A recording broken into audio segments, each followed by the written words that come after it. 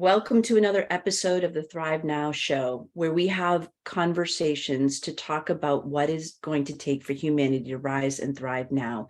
I am really excited today to have Susan Mercer, who is a dear friend of mine, but also a producer in a couple of films. She is the founder of Modern Outlooks and is a best-selling author, a co-producer of There's Got to Be More to Life. If you haven't seen the film, make sure that you check it out. There will be links in the show notes, so make sure it's a must-see film. Susan provides services as an end-of-life advocate, life coach, intuitive medium, and she's also an interior designer.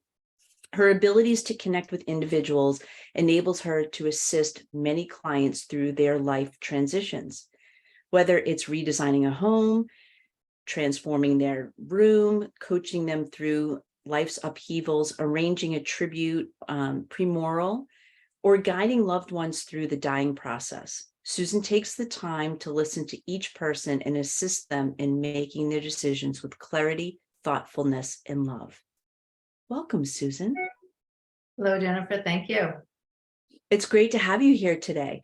So, I'm super intrigued to have, you have a pretty eclectic background. You started out in interior design and then you evolved into doing the work that you do today, as a life coach, as a medium, as an intuitive. So how did you go from being an interior designer to what you're doing today? So through the interior design process, it is really important to listen to the client first and foremost and find out what they want to bring into their home, what's lacking, what works for them. So my goal in doing the interior design was to really listen, take their ideas and incorporate it in their house in their best way possible. So actually, when I would leave their home, it didn't look like a designer was there. It looked like it was their home, felt like them. And that was my goal, which made me stand out a little differently from other designers. They like to leave their mark. My business at the time was Panache Interiors.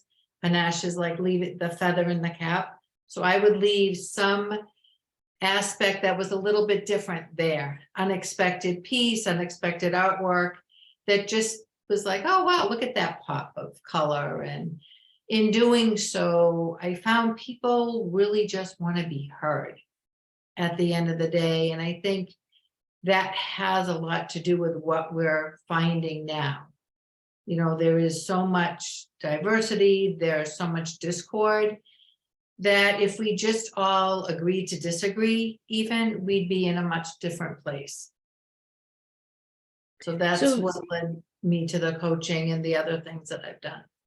Yeah, say some more about the discord. It's interesting. I'd love to explore the conversations that no one wants to have with you, because you and I have had, a similar situation actually in the making of the film, There's Got to Be More to Life. So for those of you who don't know, There's Got to Be More to Life is an inspirational, transformational film about how you can rise up from trauma in your life. And it features several experts, and it actually showcases my story and how I rose up from a terrorist attack at the Boston Marathon bombings. And Susan and I had met prior to, actually after the marathon bombings happened. We were in a training course together and we developed a friendship from there. And from that friendship, we actually produced Folds of Honor, which you can see in your backdrop. Folds of Honor is an amazing film showcasing a nonprofit organization called Folds of Honor. And their whole mission is to provide education to the children and spouses of the fallen or disabled veterans. And so both Susan and I are passionate about veterans and veteran causes and, helping veterans actually. And so that was a project that we got involved in. I felt it brought us even closer together in our relationship. And then fast forward, after producing that film, I was inspired a few years later to actually direct and produce my very first film, which is called There's Got to Be More to Life. So if you haven't seen it, make sure that you check it out. It's a great holiday. It's a great film to watch, especially over the holidays. And actually talking about discord, so I invited you to be a co-producer in helping me bring the film to life. Let's start there. Like, what had you get involved in the project? Honestly, I believed in your story up until you having this idea to do this. I really didn't know your story. And to see where you, who you are, the person you were when I first met you, what you had gone through, and how you really rose up and decided to make different choices than what other people might have done by, looking for natural healing, for not settling for, and it's just, it works for some people, but not settling for taking the pill and having to take a pill for the rest of your life. Resonated a lot with me because that's how I live. Looking at the emotional component of a physical ailment. So I felt an instant connection there and a resonance. And then it was like, well, I believe in what you're doing and your story, where you were before I met you, where you were then, and then even where you are now. And to me, that's enlightening. It's inspiring. It inspires me to live different every day. And I feel I can inspire a lot of other people as well. And it needs to be out there. And that was really why I got on board. Thank you for believing in me, and thank you for believing in the project, and thank you for playing such a key role. And now we're gonna actually pull back the curtain for the listeners out there, right? So you think, well, creating a film is, of course it has its challenging moments to it, but one might think it's like this Hollywood glam, and it's just all fun and roses. And let's be clear, folks, it's not. It's interesting, especially when you create a documentary that is solely intended to inspire and encourage and transform people, anybody that watches it, right?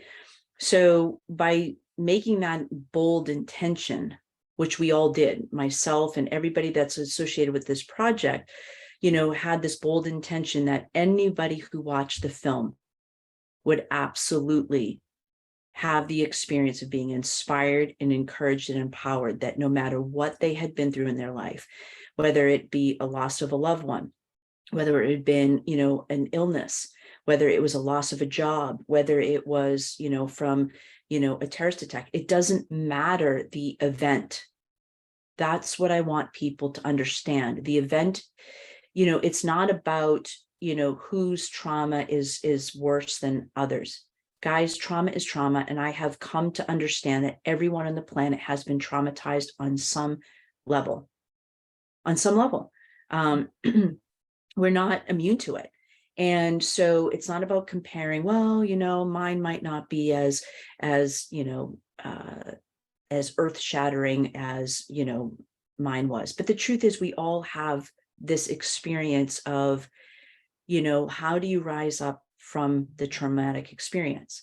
Well, fast forward, we were actually on scene in Sedona. Sedona was one of the sites that we chose to do the filming because of the energy vortexes and because of what it symbolizes. And we wanted the film to be steeped in high vibrational frequency so that the listener and the viewer actually would experience that while they're watching the film. They might not fully recognize it or realize it, but just through sitting through literally every aspect of the making of the film was steeped in a high vortex energy environment. That was the intention. So here we are, fast forward, we have most of the production team in Sedona. We decided it would be a really great idea to all stay in the same house. So we rented a huge house in Sedona. It was absolutely gorgeous in the foothills in one of the vortexes. And lo and behold, Susan, something happened. Here's the thing. What I love about what we're about to share is that I don't even remember the incident anymore, but something happened between you and I got triggered. I don't even recall what happened, but I got triggered, I got upset, and I basically stormed out of the house.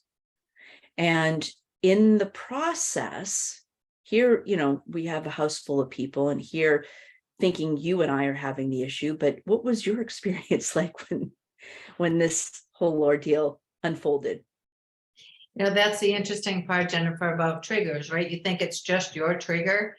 Well, there were, I think, 5 other of us in the house, and everybody had a response to that trigger. That your trigger triggered someone else's trigger of an experience that they thought they had healed.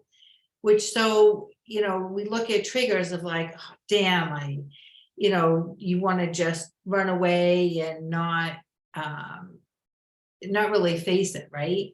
Yet in the taking that moment, good to leave, figure out whatever it is that you need, and then to come back and say, okay, what just happened here?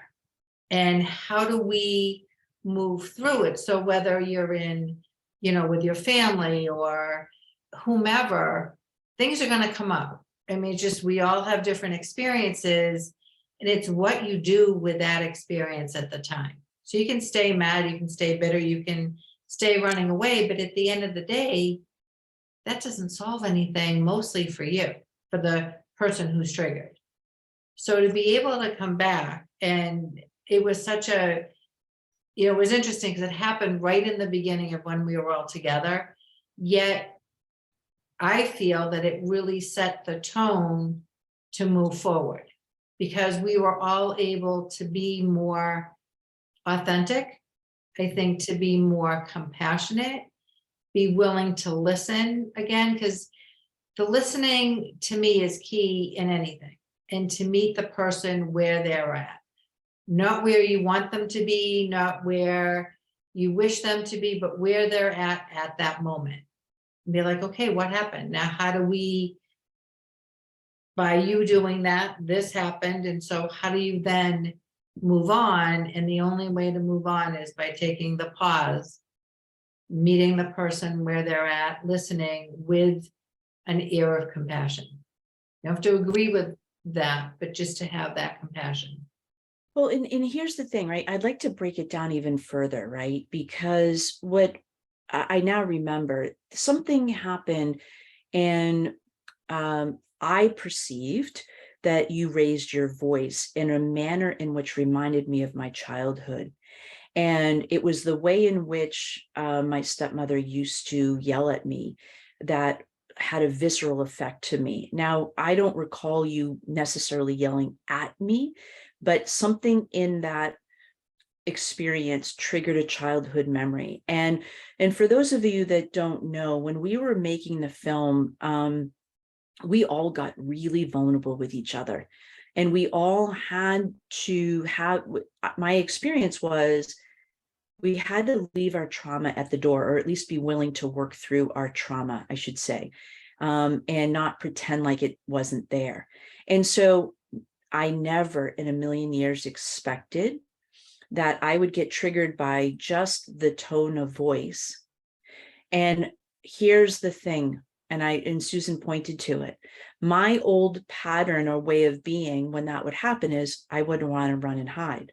I'd want to avoid. I'd want to pretend like nothing was wrong, because I didn't necessarily know how to deal with that as a young girl, and even as a young adult. So I conditioned myself to not deal with it, and to pretend like it didn't happen, and to put this facade on.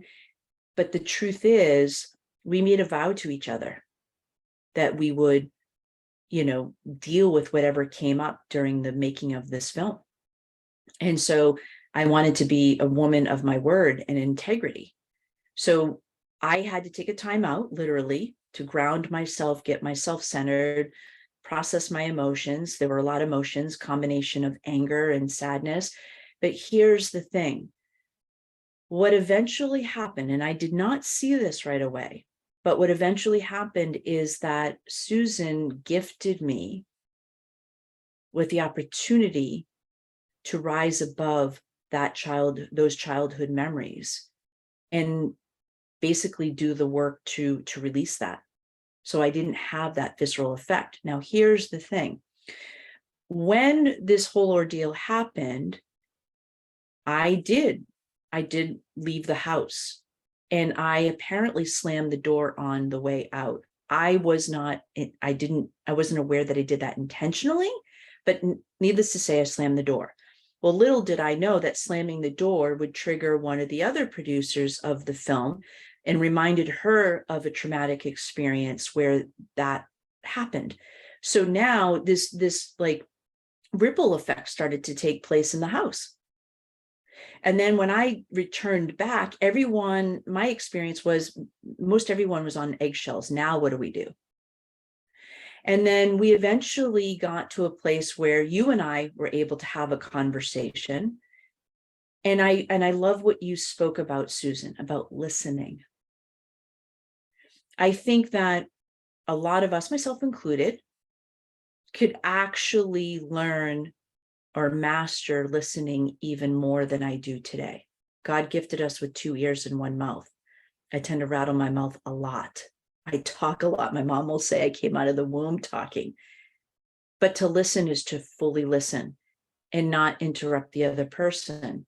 And that's something that you've certainly helped me with. Is I tend to, especially in a confrontational or in a conflicting situation, I want to rush to explain myself. I want to rush to defend myself. I want to rush to, justify whatever, as opposed to just listening how my actions or inactions, what that did to you. And listening from a place of non-judgment, listening of myself and you. And that takes some discipline, actually, and it takes some awareness and some presence. And I think that is one of the things that I hope listeners take away, is to listen, to fully hear what the other person's saying so that they feel validated and they feel heard. Exactly. We tend to, I tend to, in the past, I would have been like rushed to like poo-poo your feelings and your emotions because I didn't want to be with the upset of it, because it reminded me too much of, my past, and I wanted to avoid it. But this is where, the whole notion of conversations people don't want to have. But when we are willing to lean in, it actually opens us up to be authentic, to be vulnerable. And in my experience, it actually deepens the connection once we are able to work through, what had transpired. And I remember, you and I spoke and we mended fences on our side, but then this wasn't on the agenda. But we decided, because of that whole experience, we decided to sit down, all of us, around the couch for an hour-long discussion on conversations no one wants to have. And do you remember what happened when we did that? It was actually really interesting, the magic that unfolded. And one of the keys, you spoke of this earlier too, was that you had to really, even if you chose not to hear, you needed to wait until the person was complete with their thought, sentence, feeling before you could give feedback.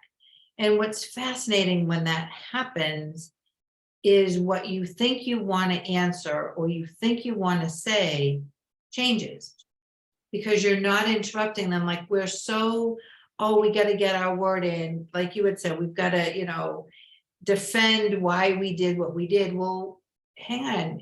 If you just wait and take that pause, wait till the person's finished, you come from a different place, because now you're not in reactive, you're not defending, you're actually, I found with me at least, that I was in a place more of neutrality. And so there isn't all that, I have to get my 2 cents in. And you also come from a place, and I think everyone I can't speak for everyone, but for myself, my perception was that we're not trying to change people's minds about how they feel. We're accepting, okay, you felt that way. I certainly was not my intention for you to feel that way. And I'm sorry that that's how that was communicated, because that was not where I was coming from. And I think when that happens and there's that dialogue, there's also a softening. Because I felt that we could all soften because we understood that because I perceived it to be a certain way, that wasn't what the intention was. And so it shifts. And this is a key point, and I want to dissect this a little bit more so that the listeners really understand this. You just said what you said, but it was in the tone of voice that reminded me of my childhood, right? And so in that moment, whether I was fully aware of it or not, I'm not certain at this point in time, but it, like, boom, it brought me back there. And then I had an automatic way of being around it. It's not safe. I've got to go. I've got to go now, right? And I've got to defend, or I've got to speak up, or whatever. And when I spoke to you about this, you were like, but I wasn't yelling. To you, you weren't. Right. To you, you weren't. But then when I allowed myself to be vulnerable with you, and by the way, this takes a lot of courage, guys, because we, as human beings, we fear being judged and criticized.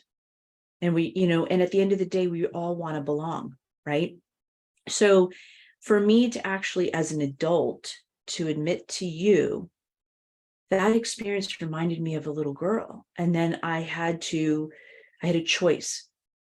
I could hold back and suppress those memories that were flooding to the surface, which was how I used to deal with things. But it was coming to the surface to be dealt with in this moment. But it was a scary place for me because I didn't want to remember that, to be candid. Most of us don't want to remember our traumatic experiences. We just want to run from them and, never look at them again. And when we can embrace it and recognize that I wouldn't be the woman I am today if I hadn't gone through what I've gone through. Now, let's be clear. Do I wish, what I had gone through to anyone else? Absolutely not. Would you wish some of the things that you've experienced on anyone else? No. But these things shape us. They create us to who we are today. And I look at now and I'm like, each of these experiences has helped me become a better human being. Yeah, for sure. And so that's the opportunity here. Now, it would have been really easy for me to fall back into my old patterns of, okay, it's not safe for me to be friends with Susan anymore because she reminded me of something that was such a visceral, strong hold for me. But by leaning in, she gifted me the experience of being able to rise above it newly now. And then as a result of that, my experience when I did open up was, my fear was I'd be judged and criticized, or, you're making a mountain out of molehill. That's one of the things that, you're making. But the truth is they were my feelings. And so I was afraid to speak up for fear that all these things were going to happen, but the opposite happened. I found you were compassionate. I found like, oh, I can see now where my tone of voice would have triggered you. Not my intent, not at all on the radar, but now all of a sudden, and then we had to talk through, okay, well, I don't want you to ever feel like you're on eggshells, Susan, right? So I remember we had a deeper conversation about, when I feel triggered, I'm going to actually just tell you, hey, you know what, Susan, I just got triggered. I need a timeout, or I need a pause. So that because if I didn't speak up and say that, you would be left thinking like, what did I do? What just happened? I don't understand. And then you go through this own your own process of second guessing yourself or doubting yourself. And you're like, but what did I do? I'm not even aware of what I did. And the truth is, it's not about what you did or didn't do. It's just something happened in the moment. And by you also pointing it out, like I didn't have, honestly, the awareness sometimes of and it comes up sometimes in the coaching, honestly, where my guides, I'm listening to this other realm and they're emphatic about things, and so it comes through as being emphatic, right? And so now I've learned to temper that, because of just like, okay, I got it, and there's ways to deliver it. So it was a good learning piece for me too, to be like, okay, you can be emphatic, but just temper it. And so it's been interesting that way too. So it's always a learning experience. I didn't get offended. It was just like, I didn't hear myself that way. And so now I'm more aware, and what a gift that was as a result. And it really comes into, and this is where, I feel that our friendship has come to, is there was, even with the triggers, there's always been a level of trust. And so I think to trust in each other, and also even more so with each other, is trust in our own self, that we are okay, that we are safe, that we are protected, is just having that reminder. So once you trust yourself, then trusting someone else becomes easier, I feel like. And there's certain people that you learn that just aren't going to resonate anyway. So there's maybe different levels of trust, and knowing how far you can go or how much to push. I think you bring up a really good point about trust, right? So trust actually can be a little bit different. I agree with what you just said, but for me, so I had an experience when I was 11 years old where I was sexually assaulted by a man and two women who I didn't know. So in that experience, I made it mean, and as an 11-year-old girl, that it's not safe, and I can't trust, women or men to do the right thing. By the way, I had evidence of other experiences in my life where that were quote unquote true. So what I did was I developed a facade. I developed an identity and a way of being that basically even though I had a lot of people around me and I was very, it was easy for me to connect to people, I always kept people at arm's length, always in the past, because that was my safety net. So it was like, I can only trust me and not trust others. So for me, the making of this film actually challenged my ability to trust others, particularly, women, because when that experience happened, I also made it mean that women aren't going to come to my rescue, because they didn't in that scenario. Right. And so, and my life was threatened, and the life of my loved ones was threatened. So I took that seriously. So for me, so trust absolutely can be what you just described. And for me, my learning, particularly as an adult, and particularly in the last 9 years, is trusting others. The bombings happen, and I would say, one of the many gifts that came from that horrific experience. So yes, you can have a horrific experience and you can still see the good and the gifts that come from that. They're both true. And for me, the gift was I wasn't able to take care of myself after that. I didn't have any of the physical, mental, emotional, spiritual. I literally, the universe and God put me in a situation where I had to very quickly learn how to trust others, and actually strangers. Kind of like, so interestingly enough, What if that were the antidote for what happened when I was 11? Yeah. Right.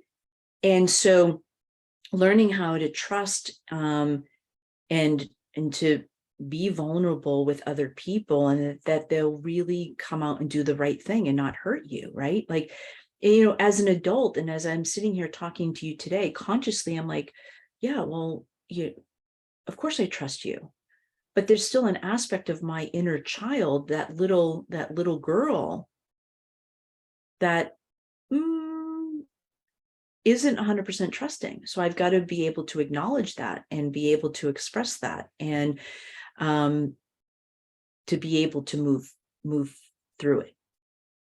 And I think the other piece that we're talking about here is expressing authenticity, expressing emotions. It's okay to express when you're upset. I got to say, like, just in the making of the film in particular, up to this point, you have gifted me with so many different things. One is, seeing, triggers from my childhood, number one. But number two, like, this really listening. You have set a very healthy boundary of, what it really means to listen. Like, I'm not done talking yet. I want, sit tight, because I want to finish expressing myself before you jump in. Because I'd be quick to jump in, early on in our relationship. And I'm not saying I'm perfect at this stage, but I will say that I'm more keenly aware and present with, when someone's speaking, let them finish. And then give them a chance to respond afterwards. And so thank you for that, because I've come to value listening more than talking. No, it's where we get most of our wisdom actually is from listening, whether it, having conversations, and it also is really listening to yourself. If we're always in the doing or always in the speaking, we're missing what, and if you're a spiritual person, you get this with guides, we all have an inner wisdom. And so if you're always doing the speaking, then you're missing what your inner wisdom has to say. And that's the piece that I've learned the most and that I found the most valuable. So even when I think that I need to have some response, there's that little voice inside that says, well, what about this? And then having those words come through oftentimes will be that gem that other person needs to hear. That's the fascinating piece, and that's about taking the pause and letting the person finish, and not be the reactor, not being the defender, being that neutral, in that neutral space, to then hear what needs to come through. Some people call it guided speech. I know there's been situations with my parents, with even my kids, when there's something that needs to be addressed, and I just take the pause and say, let whatever needs to come out with love and compassion. And I call that guided speech. It's amazing what happens through that as well. It's a great tool to have. And even if that seems a little far-fetched, great, just take the pause before you get ready to react or confront someone. Just breathe and take that pause and see how that makes a difference. Yeah, love it. So what words of wisdom would you say to listeners of what does it take to rise up from adversity? One. Two, from your perspective, what's it going to take for humanity to shift out of survival mode into thriving mode? So they're definitely interconnected. So to shift from adversity is to own it. If something's not going your way, instead of, like you had you had said earlier too, like, don't go into avoidance. Feel your feelings. If you're feeling sad, feel sad. Even if you're supposed to put on that happy face, or you're supposed to go to the party, don't go to the party and just stay home and feel sad. And in doing that, though, just feel sad and don't become a victim to the sadness. Now, when I say that, so there's two different things. I feel sad versus I am sad. So you really can't, sad's not a noun, right? It's a verb, something that you feel, it's an emotion. So feel it. Then once you feel it, you acknowledge it. Oh, sadness, there you are again. It dissipates because it doesn't have that hold. The place of where humanity is at the moment in the survival mode is coming from a place of victimhood. The world's against me. I'm never going to get ahead. Why is that person doing better than me? So you're in comparison. Again, if you can just take the pause, look at where your life is, even if it seems like it's at the very bottom.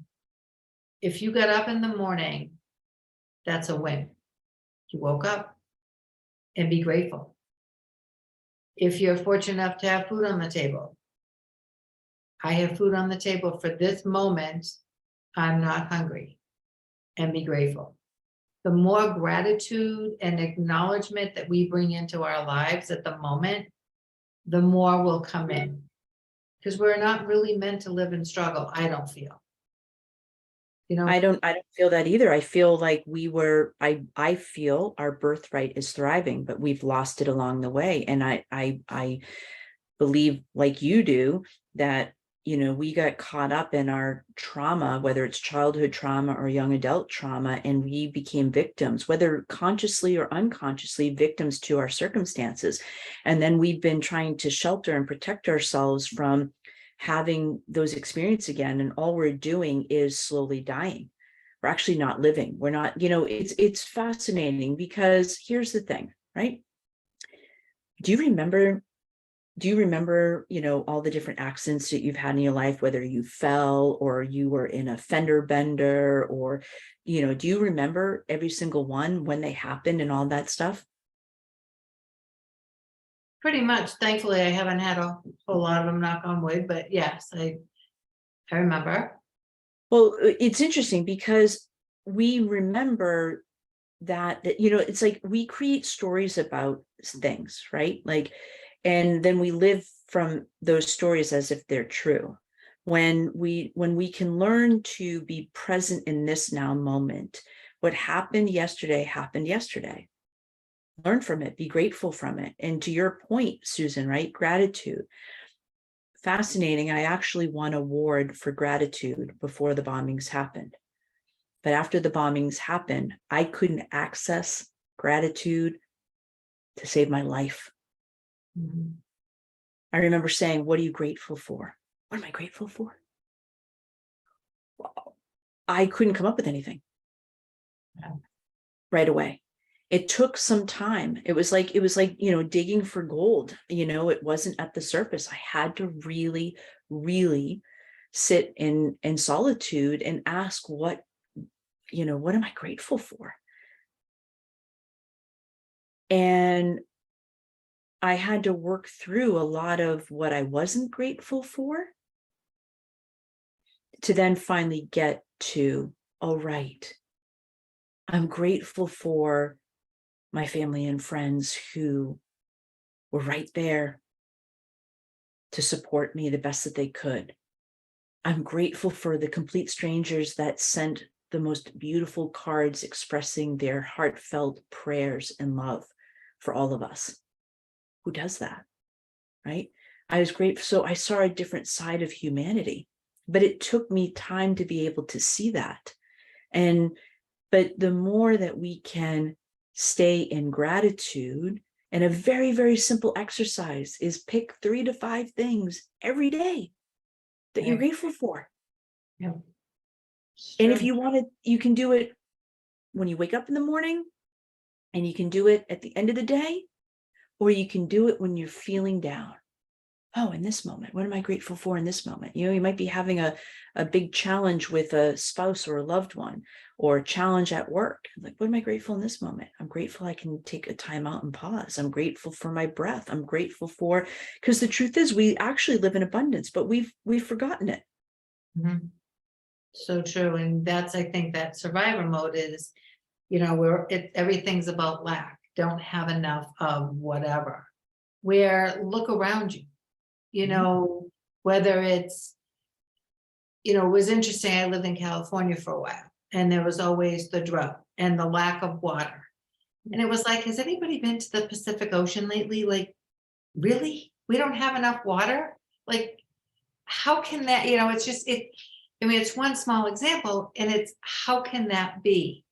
And then when you take that moment and you look at nature, what we breathe out, plants and trees breathe in, and then what they breathe out, we breathe in. It's like, so everything is all interconnected. And if it's interconnected, then how can there be that discourse?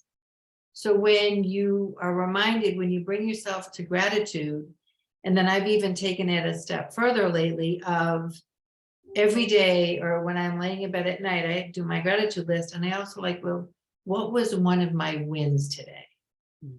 So it's the gratitude, but then what did I do that was a win?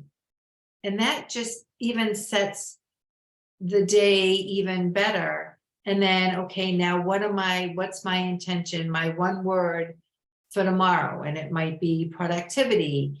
It might even be play, or fun, or I'm going to, whatever. So that then sets you up for the nice tone of the next day. And you get up and it's like, okay, this is a productive day, day of productivity. So what does that look like? And then you move into your day. And I find that sets me up in just a much better way of living. And we are meant to live, like you had said, and we are meant to thrive. And it's really noticing the small things, hearing a bird chirp, noticing a flower that might not have been on the rose bush the day before. Like, that may seem all menial, but that's being in touch. That's seeing, hearing, using your senses, and not walking around like a zombie, which we tend to do. Yeah, and I would say, if for those of you that are listening out there, if you want to take it to a whole nother level, right? So you've got gratitude and you've got the win, and take it to another level to layer on is, what do you love and appreciate about yourself? I think that is such a missing, out in humanity, is that being able to express and honor self and others. I could very easily express love for others. I've been able to do that pretty consistently. But I had really struggled with being able to show love and appreciation for myself, because I had a lot of, my inner critic was nasty. And I've learned to tame her. But one thing to level up is to, what do I love and appreciate about myself? Doesn't mean you don't make mistakes, but that that you too deserve that. And when you start to cultivate these very simple but yet profound practices, your life will start to transform. Absolutely. Yeah, when you have compassion for yourself, it's much easier to have compassion for someone else. Absolutely. But everything starts from within. Yeah. So I want to end on two things. One is, I want to express another layer of gratitude for you, Susan. So I remember Susan was like my anchor during the making of the film. We had so many different adversities and challenges. And I remember one, we had everything lined up, ready to go for our filming in Sedona. And less than 2 weeks before, I get a phone call from our cinematographer that said, I had a family emergency. I can't come to Sedona. Now, I mean, time and money had been invested in securing, permits that we needed, to getting the housing that we needed. Like everything was ready to go. That happened. And then we found out that there were wildfires happening also. And I'm like, now what? Now what? Like, if I change this, we're out money, we're out time. Like, all I could see, at that moment was what couldn't happen actually. And I remember calling you in a bit of despair, going, now what do I do? And you were just so calm and grounded. And you were like, oh, it just means someone else is going to show up, and the next perfect person is going to show up. And I'm like, are you in touch with reality, Susan? I'm like, there is less than 2 weeks, and I don't need just any cinematographer. I need a cinematographer who can hold the kind of space that we need to do the kind of filming that we're going to do in Sedona. It can't just be anyone off the street. And do you remember what you said? Something like, just breathe into it, ask the universe to show you or bring you somebody. I'm not entirely sure. Yeah, I mean, it was just like, but you were so grounded and you were just so matter of fact, and you were like, oh, that just means that, there's someone else is, better suited for this piece. And I'm like, what?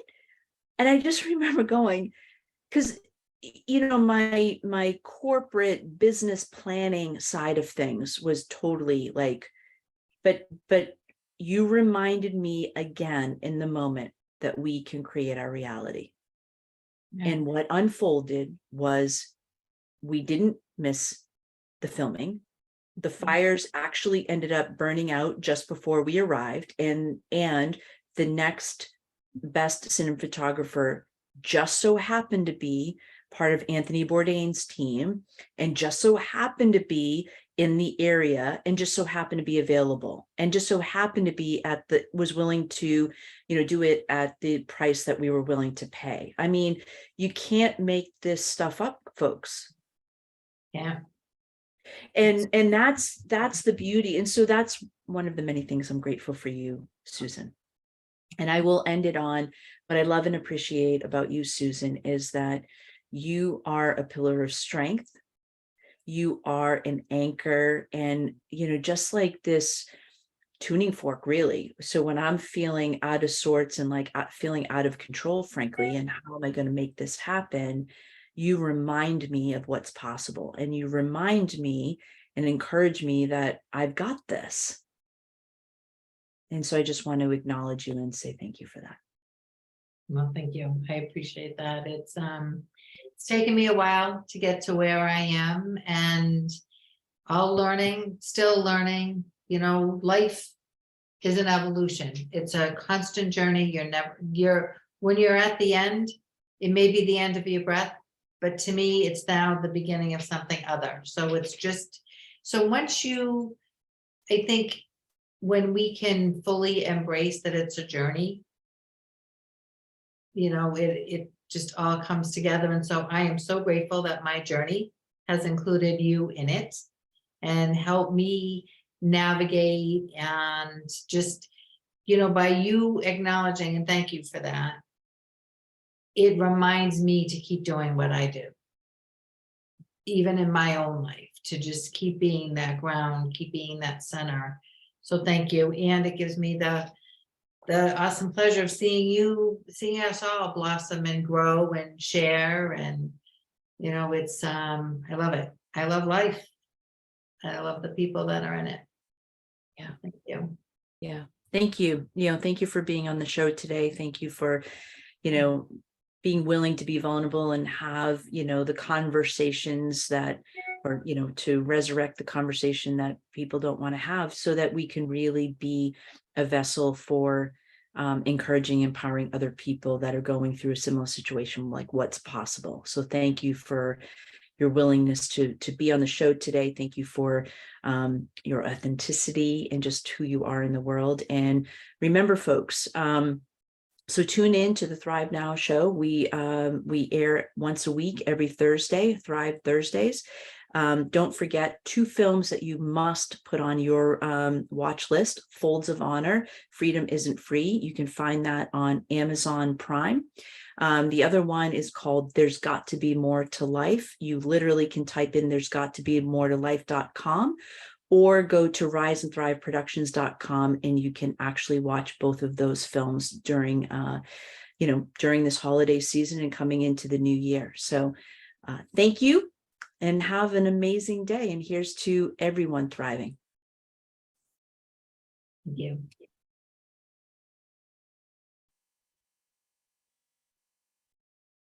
Awesome. Cool.